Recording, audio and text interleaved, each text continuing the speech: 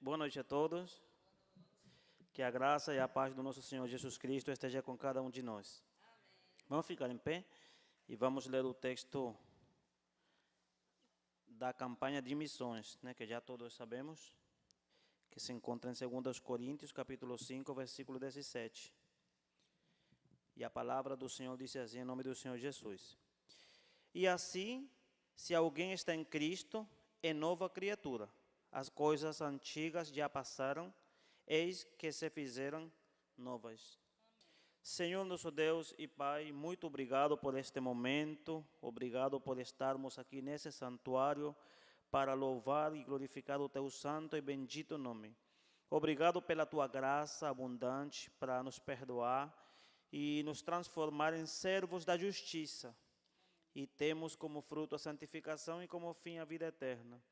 Muito obrigado, Senhor, por esse momento especial, que nós dedicamos esses momentos para orar a Ti, para louvar Teu nome. E agora, Senhor, no momento da Tua palavra, que seja também o Senhor falando as nossas vidas conforme a Sua vontade. Que o Senhor possa nos alimentar espiritualmente, que o Senhor possa falar as nossas vidas, uma palavra que transforme nossa visão ao respeito do que Tu tens para falar para cada um de nós. Estamos nas Tuas mãos e pedimos a direção do Teu Espírito Santo. É isso que eu Te peço, em nome do Teu Filho amado Jesus. Amém. Os irmãos podem se assentar. Então, temos lido 2 Coríntios, esse texto é um texto muito importante, muito rico, E tem duas formas de Deus olhar para a humanidade. Quando Deus olha para os homens aqui na terra, Ele olha a humanidade como se estivesse dividida em dois grupos. Os que estão em Adão e os que estão em Cristo. Os que estão em Adão, o resultado é morte. Adão fracassou. Adão ele se inclinou, se curvou diante do pecado, e a consequência disso foi pecado, morte e destruição, condenação eterna e todo aquele pacote que nós já sabemos.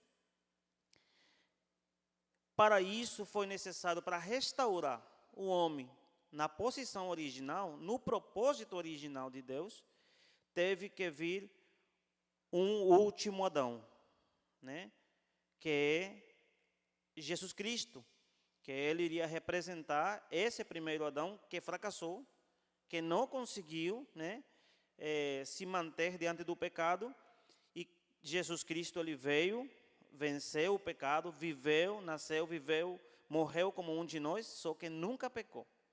E por Ele não ter pecado, então, Jesus Ele se coroa como o Senhor de todas as coisas, e Ele venceu o pecado, e agora Ele é o último Adão, Tem quem chama de segundo Adão, mas eu prefiro o último Adão, porque não virá mais ninguém, Ele é o último, Ele é o zelo da perfeição da obra redentora de Jesus, e é um presente para nós. Então, esse postreiro Adão, esse último Adão, ele veio restaurar todas as coisas. Então, mesmo assim, Deus continua olhando para a humanidade nesses dois grupos. Uma grande parte da humanidade vive baixo os preceitos do primeiro Adão, baixo a condenação, tendo como finalidade, como fim último, a condenação eterna. O mundo caminha em direção a uma condenação eterna. E nós, quando aceitamos a graça de Deus, Deus, pela sua graça, Ele nos transforma, e nós, quando somos iluminados pela luz maravilhosa do Senhor, aceitamos esse convite, então, Ele nos traslada, nos transporta das trevas à sua maravilhosa luz, e agora Ele nos coloca em Cristo. Então, Ele nos trouxe e agora nos coloca no postreiro Adão. Então, isso é uma posição. É uma posição de glória, é uma posição de privilégio. Nós temos que entender isso. Tem um texto, irmão, que me chama muito a atenção, eu acho que é o último versículo do capítulo 50 dos Salmos, ou é do capítulo 49, eu acho que é o último versículo. Eu não lembro bem o versículo exato, sei que é o último do capítulo 49 e 50. E ele diz assim: o homem que está em honra e não entende é semelhante às bestas do campo que perecem. É um texto meio que forte, né? Mas é o que realmente cabe às pessoas que não compreendem o plano do Senhor. E nós que já compreendemos que fomos salvos pela graça de Deus, a gente não deve se comportar dessa forma. Nós temos que entender o que inclui o pacote da salvação, tudo o que Ele fez. Nós somos chamados a nos debruçar nesse tema da salvação de uma forma de entendermos esses mistérios, para que a gente não termine sendo como estes, vamos dizer assim, animais, que não compreendem. Então imagine uma pessoa que está em honra, como nós, Ele nos trouxe, né, das trevas, Ele nos livrou da morte, e mesmo assim a gente sentado num banco, não entendendo a grandeza da obra redentora de Jesus, é muito delicado. É como não entender a obra de Jesus, e é muito forte. Então é importante nós termos isso bem presente em nossas vidas, e entendermos o porquê e para que Deus fez isso, e entender a nossa posição em Cristo. Nós estamos em Cristo. Essa expressão em Cristo, somente no livro dos Efésios aparece 27 vezes. E no Novo Testamento aparece 103 vezes, mais ou menos. Veja a importância dessa colocação, em Cristo. Indicando esta frase, posição no reino, posição de glória. É uma preposição que indica posição, né? Então, o texto começa dizendo, o versículo 15, o contexto desse texto é muito rico, irmão. Eu já até preguei nesse capítulo uma vez aqui, é muito rico, mas vamos começar a contextualizar ele a partir do versículo 15, e ele diz assim: e ele morreu por todos. Jesus morreu por todos. Tem quem diz que Jesus morreu só pelos escolhidos, mas o texto está dizendo claramente que ele morreu por todos, né? Só se tirarmos esse versículo daí, a gente não teria como dizer, mas o texto diz: e ele morreu por todos, para que os que vivem não vivam mais para si mesmos. Então, o texto está dizendo que ele morreu, mas é com um propósito. Ele não morreu para que a gente pertencesse a um rol de membro de uma igreja X. Para eu ser presbiteriano, para eu ser batista, para eu ser pentecostal. Jesus não morreu por nós para isso. Isso não é o fim último da salvação. Então ele está dizendo, ele morreu por todos para que os que vivem, porque agora nós temos vida, nós sabemos o que é vida em abundância, nós já estamos vivendo a vida eterna, aliás. Então, para que os que vivem já não vivam para si, ou seja, não vivam para a sua carne, não vivam para os seus desejos, não vivam para as suas vontades, mas vivam para Deus que deu vida para eles. Que vivam para aquele que morreu e ressuscitou. Esse é o versículo 15. Assim que nós daqui em diante a ninguém conhecemos segundo a carne. Essa expressão tem duas conotações. A primeira é a que eu estou falando sobre viver para a minha carne, e a segunda fala mais relacionado à parte judaica, da eleição. Então já a ninguém mais conhecemos segundo a carne. E então o texto disse, assim que, a versão em espanhol fala de modo que, ou de maneira que. Ou seja, o texto está esclarecendo, está dizendo, houve alguém que morreu por todos, para que quem vive agora não viva para si. Então, agora que você está em Cristo, não é para viver conforme as velhas estruturas, as coisas passadas. É para viver uma nova vida, conforme a um novo homem, uma nova criação. Ele não nos renovou. Como quando o carro, ele bate e fica todo amassado, aí ele vai para como é o nome? Para um mecânico, né? Para um lugar lá, e ele devolve ele, né, na sua condição. Mas é o mesmo carro, certo? Isso não foi o que fez Jesus conosco. Ele nos fez de novo. Efésios 2, capítulo 10, diz que ele nos fez de novo. Ou seja, se alguém conhecíamos na antiga vida, já não conhecemos assim, né? Então, o que ele está dizendo é que ele fez um novo projeto de nós, porque o projeto antigo não prestava. Porque o projeto antigo, o arquetipo antigo, era conforme Adão. E então, se eu continuava vivendo conforme a esse arquetipo, conforme a esse modelo, ou protótipo do antigo Adão, o meu resultado ia ser morte. Eu não iria nunca desfrutar das coisas que Deus tem preparadas para mim, vivendo conforme as estruturas do antigo homem. Então ele diz, eu não posso fazer com que esses homens vivam uma vida nova que eu preparei de antemão, um caminho de abundância que eu preparei de antemão para que eles andassem nessa vida, se eu não faço eles de novo. Então Deus se propôs no seu coração fazer-nos de novo. Então ele fez novos homens, novos projetos, com novas coisas futuras. Então uma coisa é certa, o nosso passado já não é o mesmo, o nosso futuro também não é o mesmo, e o nosso presente também não é o mesmo.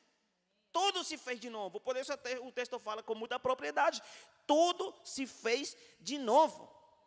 Ele não nos renovou, não nos levou lá para o lugar para nos tirar as amassaduras, coisa não, irmão. Ele nos fez tudo de novo.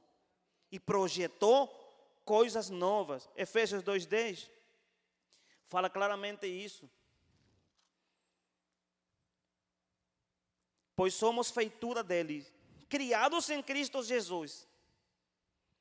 Ele não usou o antigo Adão, porque ele nos trasladou. Ele diz, somos feitura dele, criados em Cristo Jesus para boas obras.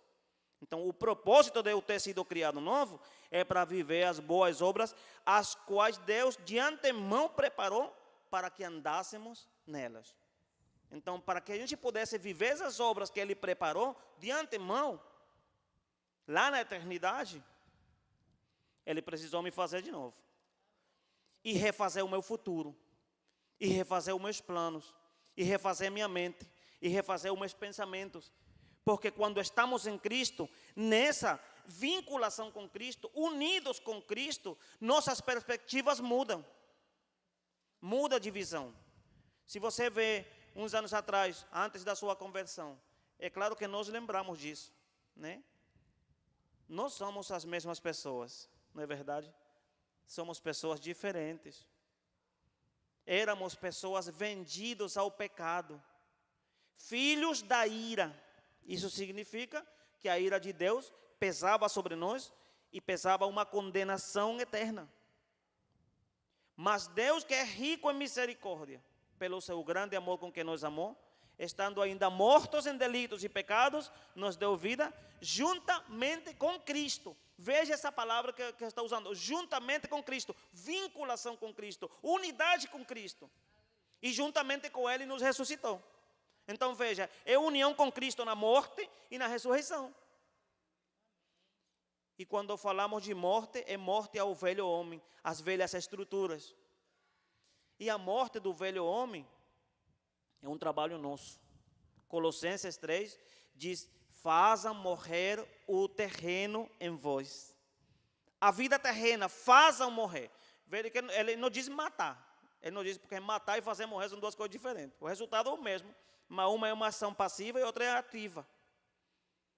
Se eu deixo de alimentar a Daniela, eu vou matar ela. Só que é uma ação passiva de omissão. Ela vai terminar morrendo. Entendeu? Então o texto de Colossenses 3 fala que nós façamos morrer a antiga natureza que está em nós. É um trabalho nosso. Né? Às vezes a gente clama, Senhor, me dá paciência. Né? Senhor, me dá isso, me ajuda. Porque às vezes a gente é muito falho nos nossos entendimentos. Mas Deus não está no céu jogando pingozinhos de paciência lá para as pessoas, não, irmão. Deus não está no céu fazendo isso, não. Isso é um trabalho da gente. O texto diz, é uma obra do Espírito. Mas o trabalhar na minha vida, se você ver, tem mais de 17 verbos em infinitivo. Que fala o Colossenses 3 de fazer morrer, de destruir, de não alimentar. As ações que competem a nós, da antiga natureza. Por isso o texto de Coríntios diz, se alguém conhecemos segundo a carne, já não conhecemos assim. Então, essa vinculação com Cristo, na morte do antigo homem e na ressurreição de um novo homem, que é o que nós somos agora, que é o propósito para o qual nós fomos criados, para viver a vida de Deus. Isso vai ter como resultado uma mudança de mentalidade, uma mudança de vida. Veja, por exemplo, por isso que eu estou dizendo, Deus, Ele não nos salvou, Ele não fez a obra redentora para a gente dizer, eu sou membro de uma igreja. Ele não fez a obra redentora para isso, não.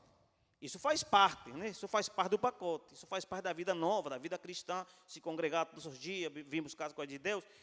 Eu não estou dizendo que não seja. Eu só estou dizendo que esse não é o fim último. Se nós fazemos de nos congregar o fim último da nossa vida, estamos banalizando a obra de Cristo. Porque não termina aí, com vir para o culto na quarta e os domingos. A obra de Cristo é profunda. Ele nos trouxe das trevas, Ele trouxe a luz, a vida e a imortalidade. É maravilhosa a obra de Cristo. Nós temos que entender isso. Então, nossa vida muda, nossa visão de vida muda. Nosso pensamento muda. Passamos de deixar de pensar nas coisas terrenas para pensar no futuro. Então, já temos uma visão futurista de uma vida eterna. Quando estamos em Cristo, pensamos, irmãos, que nossa vida se limita a esta vida. Por isso que você vê as pessoas na devassidão da vida, fazendo e bebendo e tomando, porque a vida deles realmente vai acabar. E eles dizem, não há amanhã, porque realmente para eles não há amanhã, não há futuro. Não há mesmo. Eu até entendo quando a pessoa diz, desfrute a sua vida, que a vida é hoje. Eu até entendo quando a pessoa fala isso. Eu vou desfrutar minha vida lá no pecado, porque a vida é somente hoje. E é verdade, para eles isso é verdade. Porque eles não têm uma visão futurista, a visão deles limita-se a esta vida.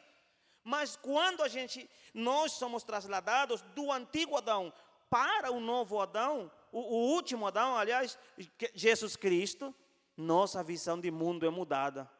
Então nós entendemos que nossa vida não se limita a esta vida, não. Que eu vou morrer, mas que eu vou ressuscitar para viver uma vida eterna com Ele. Então nossa vida é mudada, nossas prioridades são mudadas, nossa estrutura de pensamento é mudada, tudo é mudado para nos transformar em novas criações. De modo que se algum está em Cristo, e o texto de Efésios 2:10 apoia de forma categórica esta verdade, quando diz que nós somos feitos nele, para a glória dele, para o louvor dele. Fomos feitos por ele e para ele. Veja o propósito. Então o texto está dizendo para que os que já vivemos não vivamos para si. Eu não posso viver para meus desejos, eu não posso viver para meus pensamentos, porque se eu viver dessa forma, conforme o que imagina, irmão, eu viver conforme aquilo que minha carne exige. E quem disse que carne é do reino de Deus? Se a gente vive conforme os desejos da carne, a carne vai te puxar para o mal, a carne vai te puxar para o pecado, para a morte. Por isso Paulo diz, agora, segundo a carne, não conhecemos mais o antigo homem, para que você não viva para si, e viva para aquele que morreu e ressuscitou por você. Então nossa visão é mudada, nossa valoração das prioridades é mudada. O que é? O que é prioridade quando estamos no primeiro Adão? Dançar, beber, gastar, sei lá. Coisas que trazem, em certo sentido, em certo momento da vida, algum tipo de alegria passageira. Quando somos trasladados ao último Adão, quando estamos na nova vida, na nova estrutura, nos novos projetos, nossas prioridades é o reino dos céus. Jesus disse, buscai primeiramente o reino de Deus e a justiça, e as outras coisas serão acrescentadas. Veja, nossa mentalidade muda. Paulo é um exemplo maravilhoso de estar na igreja ou de estar em Cristo. Você deve se perguntar hoje, eu estou na igreja, na congregação, ou estou em Cristo? Paulo é um exemplo disso. Perseguia a igreja. As motivações de Paulo, assim, humanamente falando, estavam erradas? Não. Humanamente falando, não estava errado. Porque ele defendia aquilo que ele cria, o que ele tinha como princípio de vida. Então Paulo perseguia os cristãos, matava os cristãos, e ele achava que ele estava fazendo o correto, que ele estava fazendo o bem. Então Paulo, com aquela forma dele ser uma pessoa incisiva, né? Aí ele perseguia com aquela paixão, com uma motivação errada, com uma verdade errada.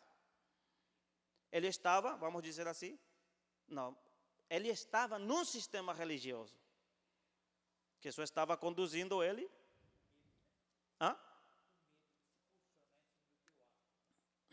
Sim, mas era o que ele realmente acreditava. Ele dizia, não, eu vou perseguir esses cristãos porque esses cristãos estão afrontando a lei. Aí perseguiu os cristãos. Mas depois, irmão, veja que é lindo.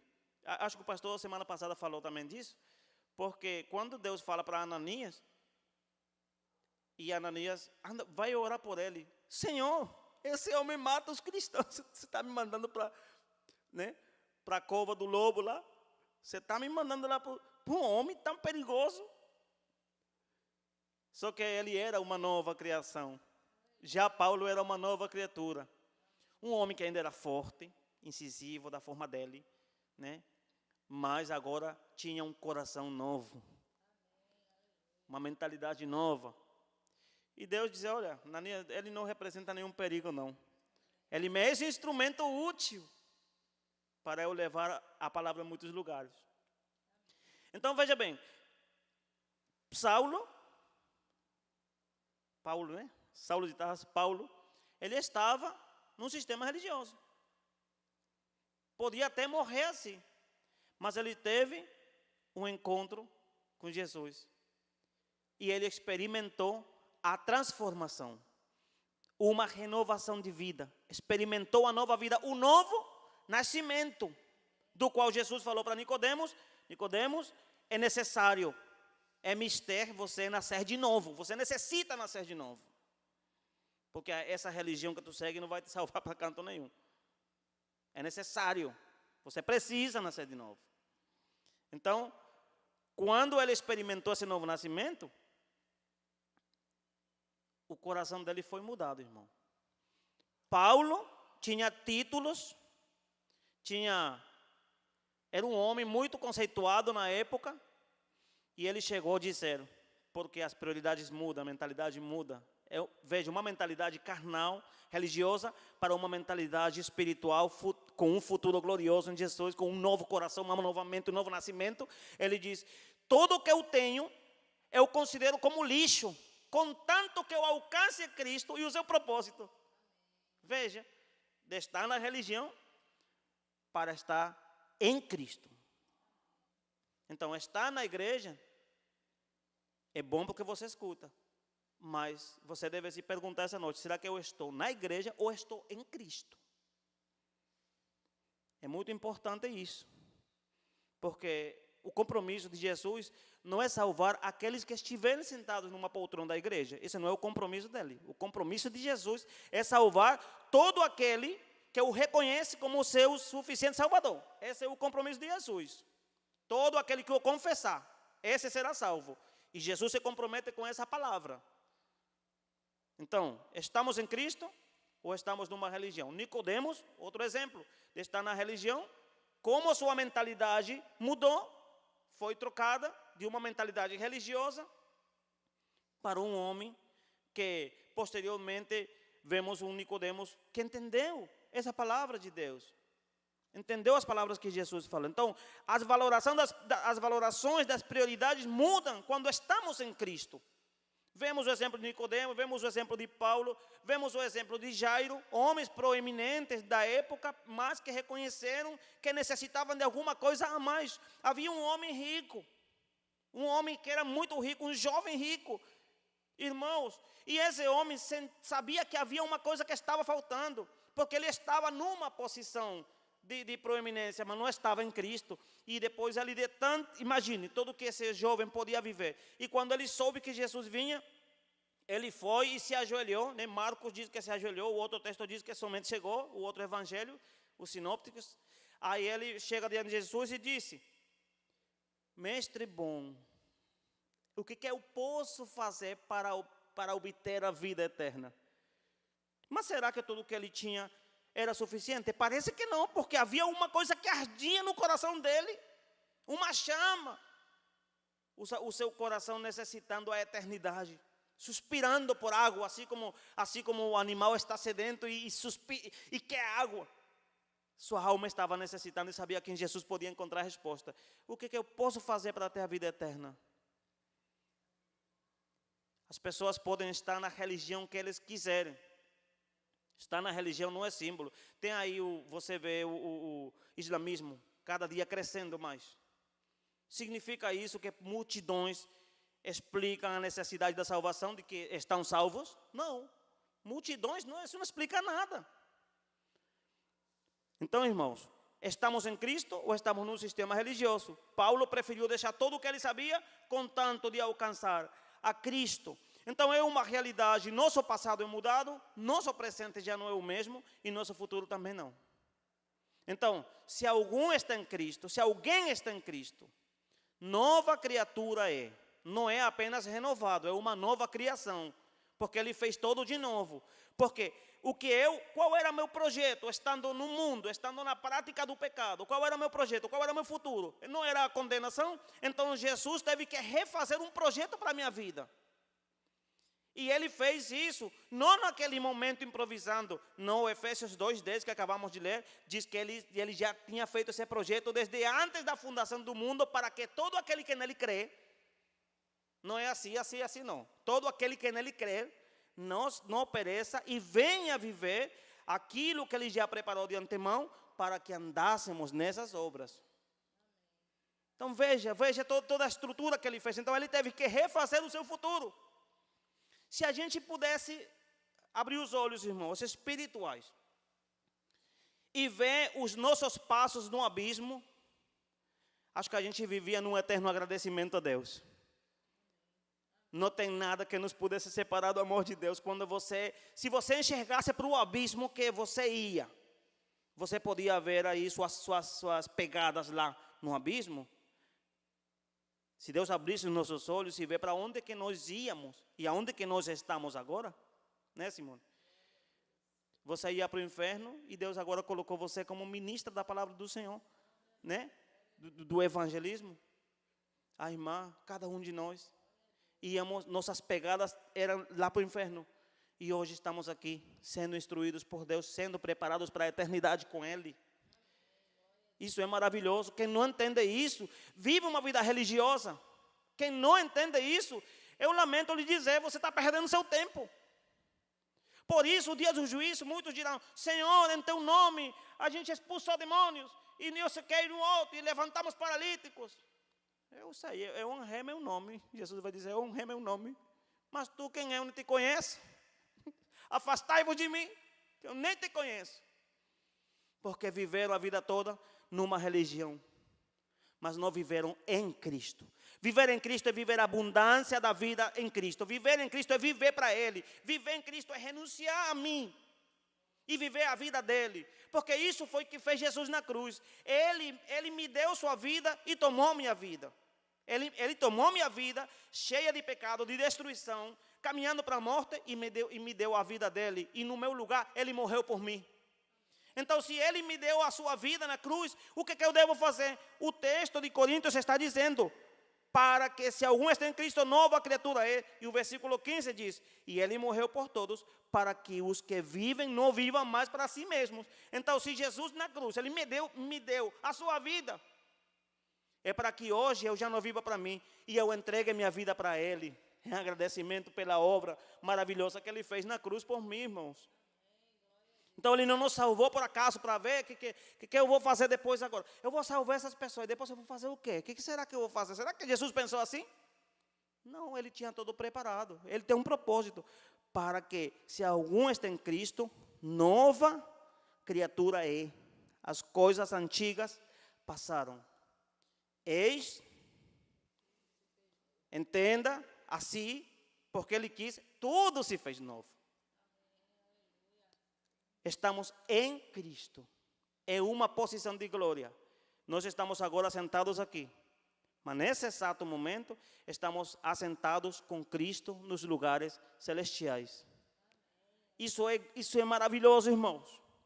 Por isso nada, nem nada que for criado, nem o alto, nem o profundo, nem o presente, nem o porvir, nem nenhuma coisa criada nos poderá separar do amor de Deus, porque você está assentado com Cristo nos lugares celestiais. Você é uma nova criatura, você é uma nova criação, seu futuro foi refeito, seu futuro está nas mãos de Deus, e nada nos poderá tocar, mesmo nessa vida, como diz Paulo em 2 Coríntios capítulo 5, mesmo que esse nosso tabernáculo terrestre se desfez, temos de Deus um edifício, uma casa não feita de mãos nos céus. Meus irmãos, que Deus nos abençoe. Ele transforma a nossa vida. Muitos têm testemunhos que saíram da droga, muitos têm testemunhos que saíram do vício do cigarro, de diferentes vícios. Muitos saímos do orgulho, da vaidade, da prepotência. E todos saímos da condenação eterna. Isso é o maior testemunho que nós podemos dar. Nós íamos caminhando para uma eterna condenação. E hoje já não há mais condenação. Para os que estão em Cristo. Isso. Veja, em Cristo. É uma posição. Você agora, toda vez que leia o Novo Testamento, se atente. Faça essa tarefa, leia o Novo Testamento de novo. Aí toda vez que você veja a palavra em Cristo, em Jesus, nele, você vai sublinhar. Para você ver o tanto de promessa que nós temos enquanto permanecemos nele. Por isso, João capítulo 15, Jesus falou, se permaneceis em mim, veja, vinculação com ele, é só com ele, a garantia é só com ele. Se permanecerdes em mim, e minhas palavras permanecem em vós, peçam todo o que queiram, que eu vos darei. E quem permanece nele, dá muito fruto, é isso. União com Cristo, vinculação com ele, porque se alguém está em Cristo, nova criatura é. Essas coisas velhas passaram e todas se fizeram nova. Amém? Senhor nosso Deus e Pai, muito obrigado por ter morrido na cruz. Muito obrigado por essa obra. Agora é minha vez de viver para Ti. Me ajude. Já Tu deixaste essas ferramentas, Tua palavra, o Espírito Santo, os ensinamentos, as lideranças que nos ajudam na vida espiritual, mas nos ajuda a viver para Ti. Porque Tu morreste, segundo esse versículo, para que eu já não viva mais para mim, mas que viva a nova vida. E eu devo me perguntar hoje, será que a vida que eu estou vivendo hoje é aquela vida que Deus quer que eu viva? Então, eu estou vivendo na religião ou estou vivendo em Cristo? Estou vivendo uma relação com Deus, estou vivendo em Cristo. É importante, Senhor amado, que nós possamos despertar esta realidade e entendermos tudo aquilo que o Senhor preparou para nós através da obra redentora. Abençoa a Tua igreja, abençoa todas aquelas pessoas que vão escutar esta palavra, abençoa nossos pastores desta igreja, o pastor Austênio e o pastor Vinícius, abençoa, Senhor amado, as lideranças dos ministérios de evangelismo, de oração, de música, enfim, Senhor, abençoa esta igreja de uma forma especial. Continua dando o restante de semana na Tua presença, entendendo estes princípios, e que todo, Senhor amado, é para a Tua glória, é para o louvor do Teu nome, Senhor amado. Muito obrigado por ter feito isso na cruz, por ter transformado o nosso futuro e por ter nos trasladado do Adão para Cristo. Porque agora nós podemos viver a vida abundante que Tu preparaste para nós. Muito obrigado, eu oro e agradeço em nome de Jesus, amém. Meus irmãos, que Deus nos abençoe, tenham uma excelente semana.